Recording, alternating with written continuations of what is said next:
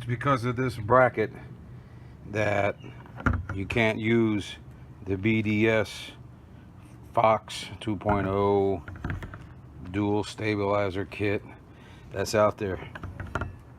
The reason being is because they make it only for a 3-inch diameter front axle. I don't know why they do that, because the majority of all Dodge Rams 4x4s are 3.5 inch. I mean 3 3/4. So I had to take it to a machine shop and make this circle from 3 to 3 1/4. Then after that, I had to elongate the holes to compensate for the 3 3/4 U joints that I had to buy separately, so they will fit inside here as well. So that's the only modification that you have to do. Again, is this has to be 3 3/4. I had to take this to a machine shop. There's no way I could have done it myself. The holes have to be elongated, which means I went further back, further back, further back, further back to compensate for the 3 3/4 U-bolt. So that's what's stopping you from, you know, enjoying this particular dual stabilizer kit. It looks fantastic. So there you have it. All right, step one, we're going to take off the old steering stabilizer. This one ain't too old, but we're just going to do some upgrades here.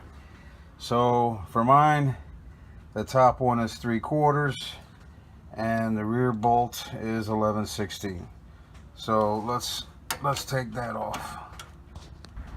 Let's remove the second bolt, which is this one's 3/4, and the back side is a 3/4 as well. So let's take that off. Okay, step two. Step two isn't much easier when you watch a video instead of reading the instructions. Step two is we're gonna attach the bracket right here into the front axle and put the U joints on it. So U-bolts. Can't do it and hold this camera at the same time, so let me take care of that. Alright, so we're gonna go to part step 3. We're gonna put this bracket that they give us. We're gonna put it on the second bar. This is your front bar here. That's your steering bar. It's attached to your pitman arm there. So don't want to attach it to there. Attach it to the second bar. That's where we had the other stabilizer shock on. Alright, so they say to put it 20 inches from here to the middle of the bracket. So measure it approximately 20 inches on this bar, and let's tighten it up. Alright, step 5. Let's remove the plastic from these beautiful shocks, and let's put in the, they call it the hourglass sleeves. We're going to put them inside each end of both stabilizers. Next, they want you to put these bushings inside either end of the shock.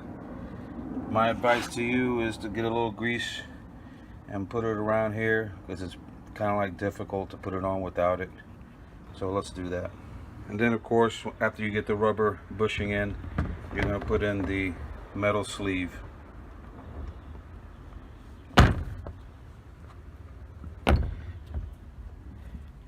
Put that inside there. Let me finish. I need both hands to do this, so let me do it. Alright guys, we're coming close to the finish line. This is part 6, I think.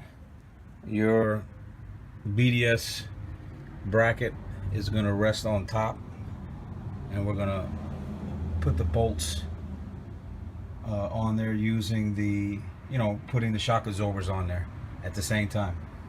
Alright, so let's see how it goes. Alright guys, here's the end result. This is what it looks like when you're done. Pretty cool, works really nice. Of course, all these upgrades that I'm doing to this particular truck improves the suspension, you know, the turning, the feel of the road and stuff like that. So for me, it was worth it. Installed really nice. Just want to bring one last thing to your attention that I didn't bring up.